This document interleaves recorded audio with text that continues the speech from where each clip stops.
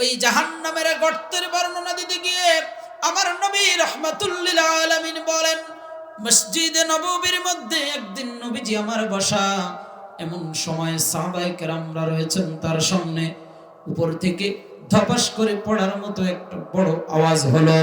এই আওয়াজ শোনার পরে নবী পাক সাল্লাল্লাহু আলাইহি ওয়াসাল্লাম বলেন, ও সাহাবীরা, তোমরা জানো নাকি এটা কিসের আওয়াজ? আল্লাহর নবীর কথার জবাবে সাহাবায়ে কেরাম বললেন, আল্লাহ এবং তার রাসূল ভালো জানেন। এবার আল্লাহর নবী রাহমাতুল লিল আলামিন বলেন, খুব মনোযোগ দিয়ে শুনতে হবে। জাহান্নামের উপরিভাগ থেকে 70 বছর আগে একটি বড় পাথর নিচের দিকে নিক্ষেপ করা হয়েছিল। সেই পাথরটি জাহান্নামের তলদেশে পৌঁছাতে একদিন 2 দিন না, 70 বছর পর্যন্ত সময় লেগেছে। এটা হলো জাহান্নামের বর্ণনা, জাহান্নামীদের বর্ণনা। জাহান্নামের 1 নম্বর স্তরের নাম হলো সাঈর। জোরে বলেন কি নাম? সাঈর নামক জাহান্নামের দরজা দিয়ে 3 শ্রেণীর মানুষ প্রবেশ করবে। জোরে বলেন কয় শ্রেণী? প্রিয় উপস্থিতি আমার, এবার খেয়াল করেন, জাহান্নামের সাঈর নামক দরজা দিয়ে 3 শ্রেণীর মানুষ প্রবেশ করবে। 1 নম্বর শ্রেণী হলো তারা এই দুনিয়ার জমিনে যাদেরকে আল্লাহর কোরআন দিয়ে সতর্ক করা হয়েছিল, যাদেরকে আল্লাহর কোরআন দিয়ে সাবধান করা হয়েছিল, কিন্তু সতর্ককারীর সতর্ক শুনে নাই যারা, আর সতর্ককারীর সতর্ক না শুনে নাই এবং মানে নাই যারা, কাল কিয়ামতের কঠিন ময়দান যখন কায়েম হয়ে যাবে, তখন এই সকল ব্যক্তিরা আল্লাহর জাহান্নামের সাঈর নামক দরওয়াজা দিয়ে ঢুকবে। কোরআন বলছে, ক্বালু বালা ক্বাদ জাআনা নাযীর ফাকাযযাবনা ওয়া কুলনা মা নাযালাল্লাহু মিন শাইইন আনতুম ইল্লা ফি দালালিন কাবীর।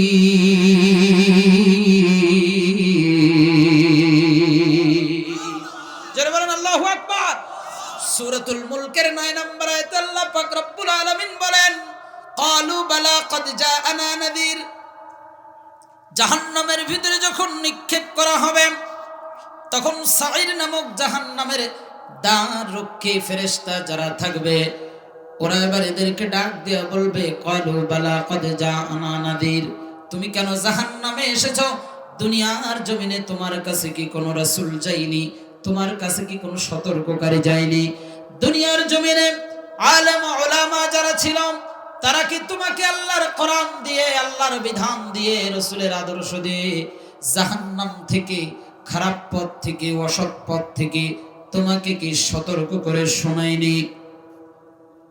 জাহান্নামের দ্বার রক্ষী ফেরেশতার জবাবে এবার জাহান্নামীরা বলবে, ফাকাযযাবনা, আমাদের কাছে সতর্ককারী এসেছিল, কিন্তু আমরা তাদেরকে মিথ্যা প্রতিপন্ন করেছিলাম। ফাকাযযাবনা, আমরা বলেছিলাম এই হুজুর যা বলে সব মিথ্যা কথা বলে। ও নবী অনেক আগের নবী, 1450 বছর আগের রাসূল, তার কথা এ যুগে গ্রহণ করা যাবে না, গ্রহণযোগ্য নয়। আমরা এরকম মিথ্যা প্রপাগান্ডা ছড়িয়ে, মিথ্যা সাব্যস্ত করে এরপরে আমরা দুনিয়ার জীবন পরিচালনা করেছিলাম। আর কি করেছিলাম? ওয়াকুলনা মা নাযালাল্লাহু মিন শাই, আমরা এও বলেছিলাম এই কোরআনে যা আছে সব মিথ্যা কথা বলা আছে। ফলাফল কি দাঁড়িয়েছে? ইন আনতুম ইল্লা ফি দালালিন কাবীর, আমরা জাহান্নামী হয়ে গেছি, পথভ্রষ্ট হয়ে গিয়েছি। এবার তারা আফসোস করবে আর বলবে, ওয়াকালু লাউ কুন্না নাসমাউ আও নাকিলু মা কুন্না ফি আসহাবিস সাঈর। ওরা সেই দিন বলবে, ওয়াকালু লাউ কুন্না, তারা বলবে লাউ কুন্না নাসমাউ, যদি দুনিয়ার জমিনে ওই হুজুররা যা কোরআন দিয়ে আলোচনা করেছিল, নবী যে কোরআন নিয়ে এসেছিল, যে আদর্শ নিয়ে এসেছিল, ওই আদর্শ যদি আমি শুনতাম, নাসমাউ, যদি আমরা শুনতাম, আও নাকিলু, শোনার পরে যদি আমল করতাম। জোরে বলেন কি করতাম? আমল করতাম, গবেষণা করতাম, মা কুন্না ফি আসহাবিস সাঈর, সাঈর নামক জাহান্নামের সাথী হওয়া লাগতো না। কথা বলেন ঠিক না বেঠিক? তাহলে 1 নাম্বার আজকে সতর্ক করা হচ্ছে। এখন সতর্ককারীর সতর্ক মানবেন কি মানবেন না, এটা আপনার উপরে নির্ভর করবে। জাহান্নামের সাঈর নামক দরজা দিয়ে 2 নম্বরে প্রবেশ করবে হলো তারা, এই দুনিয়ার জমিনে যারা এতিমের মাল, এতিমের সম্পদ অন্যায়ভাবে ভক্ষণ করেছে। জোরে বলেন আছে না নাই? একটা উদাহরণ দিচ্ছি। ভাই মারা গেছে আপনার, মারা যাওয়ার সময় তার সন্তান সন্ততি দুনিয়ার জমিনে রেখে গেছে, স্ত্রীকে রেখে গিয়েছে। এবার দুনিয়ার থেকে মারা যাওয়ার পর ওই ভাইয়ের দুনিয়ার জমিনে যে ধন সম্পদ ছিল থাকে কি থাকে না? আমাদের সিস্টেম, আমাদের সামাজিক ব্যবস্থা যেটা বলছে, ভাই মারা যাওয়ার পরে ভাইয়ের স্ত্রী আপনার ভাবিকে বেশি দিন আর আপনার বাড়িতে আপনারা রাখেন না, বরং শ্বশুর শাশুড়ি, দেবর ভাবি, ননদ যারা আছে সবাই মিলে গলা ধাক্কা দিয়ে মেয়েটাকে বের করে দেয় তার বাবার বাড়ি, সন্তানদেরকে বের করে দেয় তার নানার বাড়ি। কথা বলেন ঠিক না বেঠিক? আমি কিন্তু স্পেশাল ভাবে কারণ নাম উল্লেখ করছি না, আছে না? এবার ভালো করে খেয়াল করেন, আপনার ভাইটা মারা যাওয়ার সময় যে সম্পদ রেখে গেছে, এই সম্পদের মধ্যে আপনার ভাইয়ের সন্তান যারা, এই এতিম সন্তান, এদের একটা অংশ, জোরে বলেন আছে না নাই? আরো জোরে আছে না নাই? আপনি সেই এতিমের মাল, এতিমের সম্পদ এতিমকে বুঝিয়ে না দিয়ে নিজে একা একা সবাই মিলে বাড়িতে যারা আছেন তারা ভক্ষণ করেছেন। কিয়ামতের কঠিন ময়দান যখন কায়েম হয়ে যাবে, আল্লাহ পাক রব্বুল আলামিন কুরআনুল কারীমে জানায় দিচ্ছেন ওর পরিণতি কেমন হবে। ইন্নাল্লাযীনা ইয়াকুলুনা আমওয়ালাল ইয়াতামা যুলমান ইন্নামা ইয়াকুলুনা ফি বুতুনিহিম নারা। জোরে বলেন আল্লাহু আকবার। ইন্নাল্লাযীনা, নিশ্চয়ই যারা ইয়াকুলুনা ভক্ষণ করেছে, আমওয়ালাল ইয়াতামা, এতিমের সম্পদ, এতিমের মাল, জুলমান, জুলুম করে অন্যায়ভাবে, জোরপূর্বক, আছে না নাই? একটু কথা বলেন না, আছে না নাই? সরকার পতন হওয়ার পরে কতজনের মাথায় বন্দুক ঠেকিয়ে লক্ষ লক্ষ টাকা ইনকাম করেছেন, আছে না নাই? কতজনকে দুনিয়ার থেকে বিদায় করে দিয়েছেন, কত এতিমের মাল অন্যায়ভাবে ভক্ষণ করেছেন, কত জমি দখল করেছেন, কত ঘের দখল করেছেন।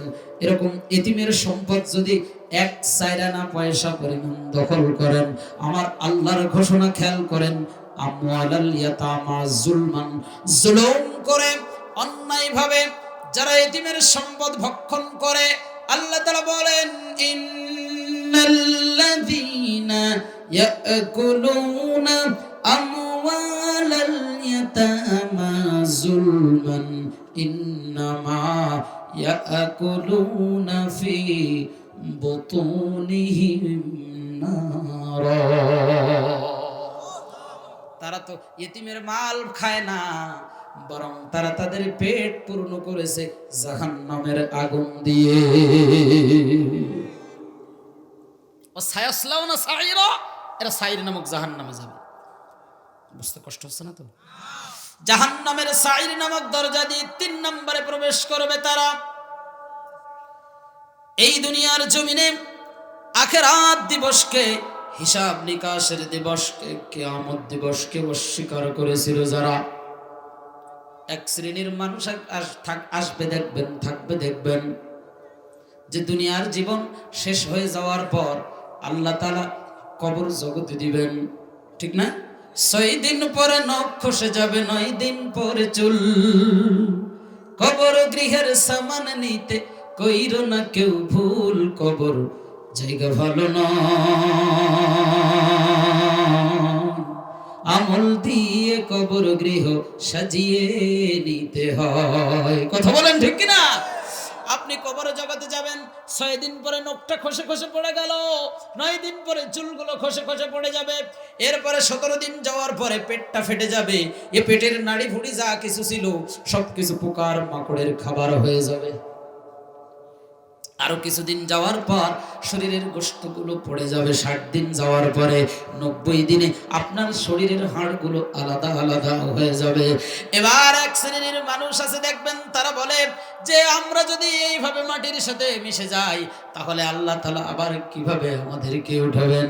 আল্লাহ তাআলা ডাক দিয়ে বলেন, নুসাউইয়া বানানা, বান্দা তোর আঙুলের জোড়াগুলো পর্যন্ত আমি আল্লাহ যেমন ছিল সেই অবস্থায় উঠাবো।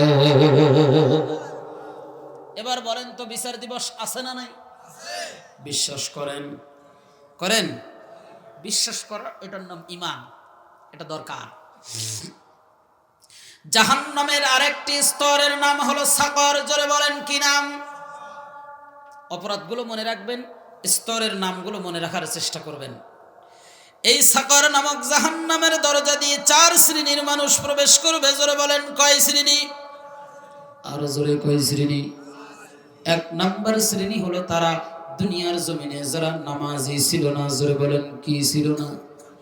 আমাদের সমাজে এক শ্রেণীর মানুষ আছে, হুজুর জীবনে কালেমা একবার পড়ছি তো পড়ছি, লা ইলাহা ইল্লাল্লাহ বলছি তো বলছি, এই ঈমান নিয়ে আমি জান্নাতে যাব, আছে না নাই? কি বলে? এই ঈমান নিয়ে আমি জান্নাতে যাব। এবার আল্লাহ পাক রব্বুল আলামিনের বক্তব্য দেখেন, ফি জান্নাতি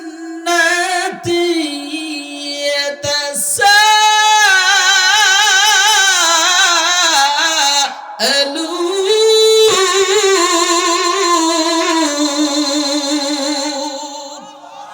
আল্লাহ রাব্বুল আলামিন বলেন, জাহান্নাম জান্নাতের মধ্যে কিয়ামতের ময়দানে বিচার আচার হওয়ার পরে জান্নাতীরা জান্নাতে চলে গেল। খুব মজা করে বুঝবেন, আমি সরাসরি তাফসীর থেকে বলছি। এই আয়াতের তাফসীর যখন পড়তে গেলাম, বিভিন্ন জায়গার অনেকগুলো তাফসীর এক জায়গায় করার পরে হুবহু মুফাসসির যেভাবে ব্যাখ্যা করেছেন সুন্দরভাবে আমি সেইভাবে বলছি আপনাদেরকে। বিচার আচার হওয়ার পরে জান্নাতীরা জান্নাতে চলে গেল, জাহান্নামীরা জাহান্নামে চলে গেল। জান্নাতি জাহান্নামী আলাদা আলাদা জায়গায় যখন চলে গেল, আলাদা আলাদা জায়গায় যাওয়ার পর এবার জান্নাতীরা আনন্দ ফুর্তিতে ব্যস্ত। ওরা আনন্দ ফুর্তি করবে না? জান্নাতীরা আনন্দ ফুর্তিতে ব্যস্ত রয়েছেন, জাহান্নামীরা শাস্তির মধ্যে আছে। ঠিক এমন সময় জান্নাতের মধ্য থেকে কয়েকজন জান্নাতি মজা করে খেয়াল করে শোনেন, ওরা জান্নাত থেকে জাহান্নামের দিকে তাকাবে। জান্নাত থেকে জাহান্নামের দিকে লক্ষ লক্ষ কোটি কোটি মাইল দূর হওয়া সত্ত্বেও জান্নাতীরা জান্নাতের ভিতর থেকে জাহান্নামীদের দেখতে পাবে। সুবহানাল্লাহ বলবেন না? শুধু দেখতে পাবে তাই না, তারা জাহান্নামীদের সাথে কথাও বলতে পারবে। আমার কথা না, আল্লাহর কোরআন বলছে। এবার নিজেরা নিজেরা আলোচনা করতেছে, জান্নাত থেকে জাহান্নামের দিকে তাকায়। ওই তাকায় দেখার পর দেখতেছি জাহান্নামের ভিতরে নিজের পরিচিত আপনজনদের দেখা যায়। এবার পাশের ভাইকে ডেকে বলছে, কিরে বন্ধু, কিরে ভাই, ওই একই সাথে একই মহল্লায় নেহালপুরে আমরা বসবাস করতাম, একই চায়ের দোকান থেকে চা খেয়েছি, একই বাজার থেকে বাজার করে খেয়েছি, একই মাহফিলের প্যান্ডেলে বসে আলোচনা শুনেছি, একই মহল্লায় দীর্ঘদিন পর্যন্ত আমরা ছোট থেকে বড় হয়েছি। আজকে আমি জান্নাতে, ও কেন জাহান্নামে? এবার যার কাছে জিজ্ঞাসা করতেছি, ও বলল, আমি কেমনে বলবো যে জাহান্নামে আছে? ওর কাছে জিজ্ঞেস করো। সূরাতুল মুদ্দাসসির 40, 41, 42, 43 নম্বর আয়াত কারিমা গুলো বাড়িতে যে কোরআন খুলে দেখবেন, আল্লাহ রাব্বুল আলামিন বলেন, ফি জান্নাতি ইয়াতাসাআলুন আনিল মুজরিমিন। জান্নাতীরা একে অপরের কাছে ওই অপরাধীদের সম্পর্কে, জাহান্নামীদের সম্পর্কে জিজ্ঞাসা করবে। এবার ওরা জাহান্নামীর কাছে জিজ্ঞাসা করা হচ্ছে, মা সালাকাকুম ফি সাকার? ক্বালু লাম নাকু মিনাল মুসাল্লিন।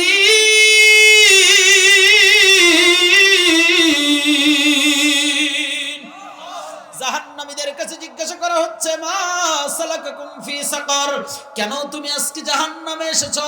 ওই জাহান্নামী উত্তর দিবে, চারটা কারণে আমরা জাহান্নামে এসেছি। চার শ্রেণীর মানুষ জবাব দিবে। এক নাম্বার কারণ, সাকার নামক জাহান্নামে যারা যাবে তারা বলবে লাম নাকু মিনাল মুসাল্লিন, দুনিয়ার জমিনে নামাজি ছিলাম না, এজন্য জাহান্নামে এসেছি। জোরে বলেন কি ছিলাম না? আরো জোরে কি ছিলাম না?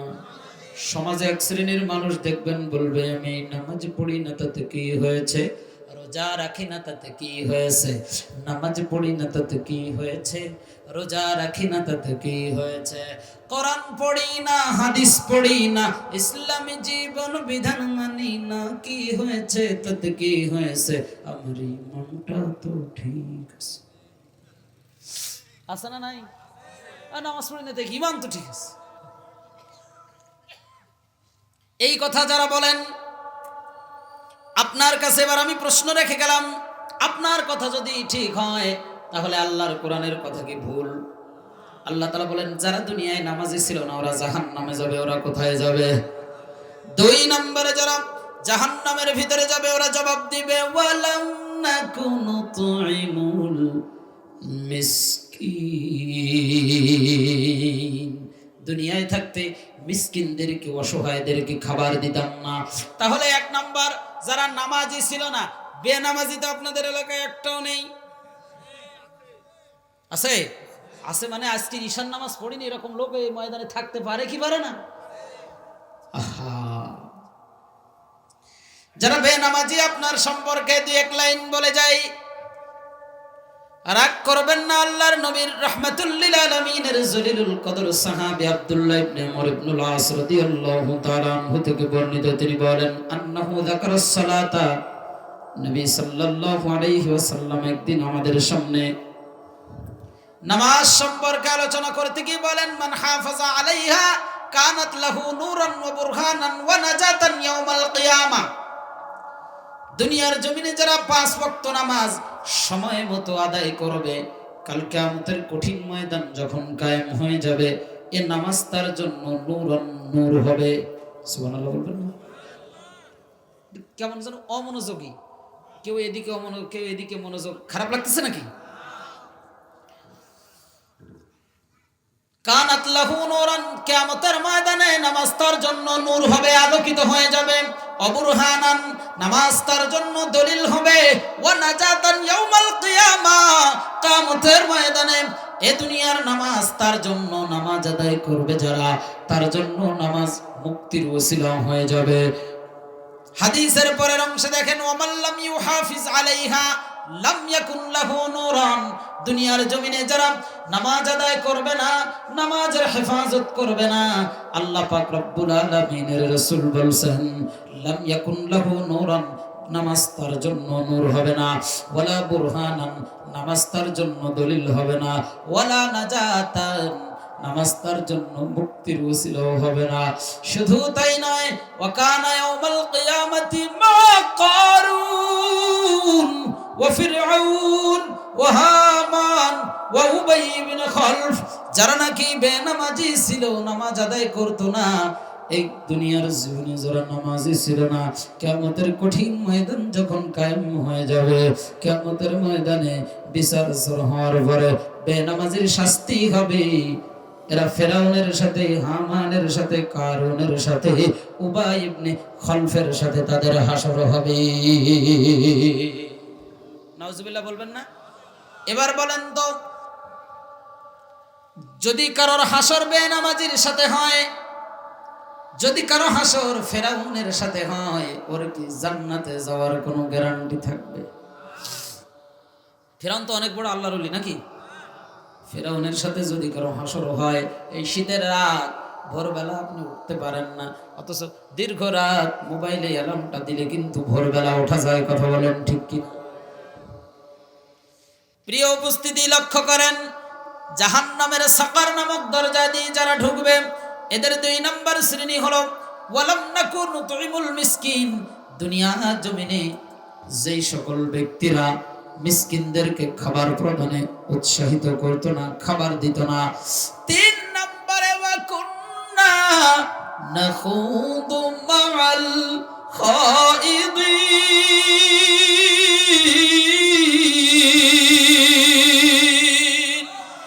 3 নম্বর ব্যক্তি হলো তারা দুনিয়ার জমিনে সত্যের বিরুদ্ধে অপবাদ দিত যারা, সত্যের পথের বিরুদ্ধে অপবাদ রটাত যারা, সঠিক পথের বিরুদ্ধে সমালোচনা করত যারা, সত্যের পথে যে মানুষগুলো আছে তাদের বিরুদ্ধে অ্যাকশন নিত যারা, আমরা সবাই তাদের সাথে মিলেমিশে সমালোচনা করতাম, সত্যের বিরোধিতা করতাম। আছে না নাই?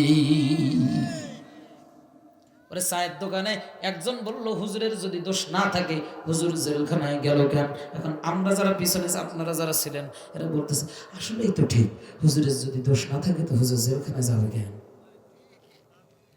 কথা কয় না? আপনি যাচাই বাছাই করলেন না।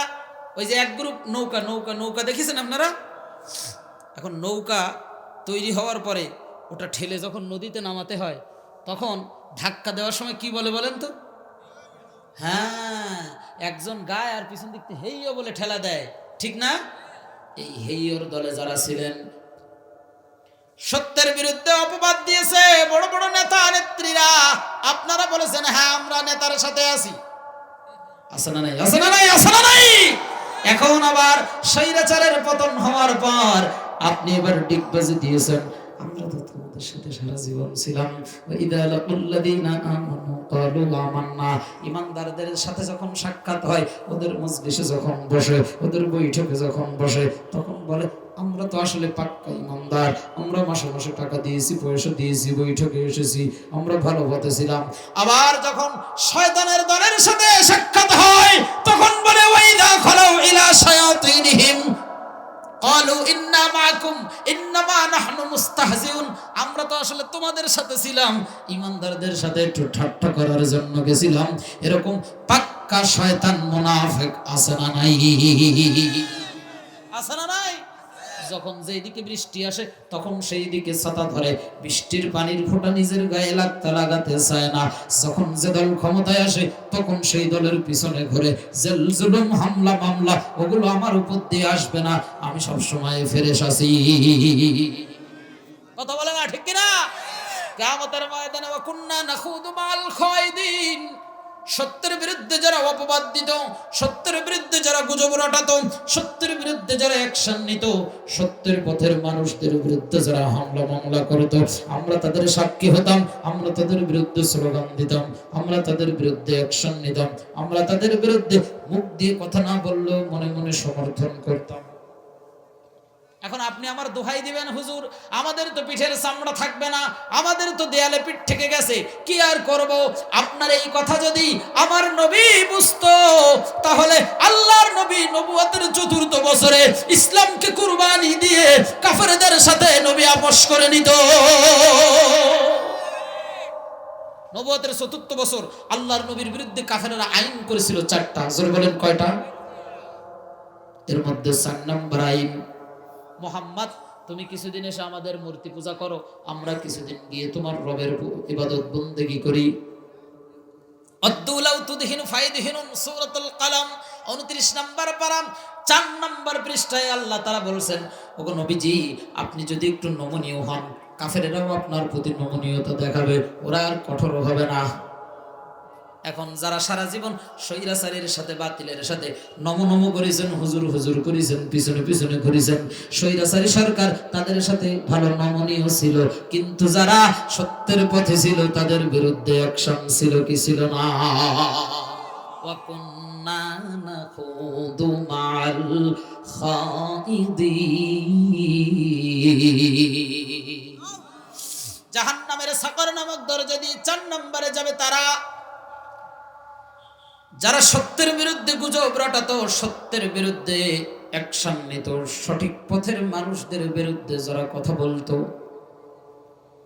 4 নম্বরে যারা থাকবে বিচার দিবসকে অস্বীকার করেছিল যারা, ওয়া কুন্না নুকাযযিবু বিয়াউমিদ্দিন,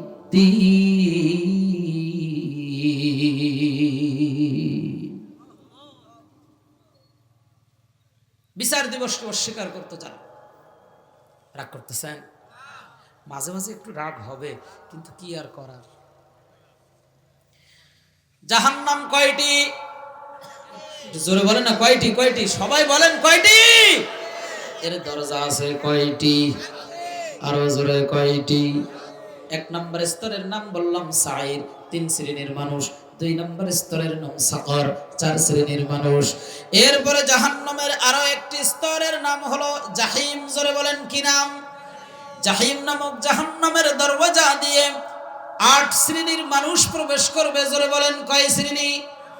1 নম্বর শ্রেণী হলো তারা দুনিয়ার জমিনে কোরআনের বিধানকে, কোরআনের আয়াতের হুকুমগুলোকে ব্যর্থ করে দেওয়ার চেষ্টা করতো যারা, কিয়ামতের ময়দানে জাহান্নামের জাহিম নামক দরজা দিয়ে ঢুকবে তারা।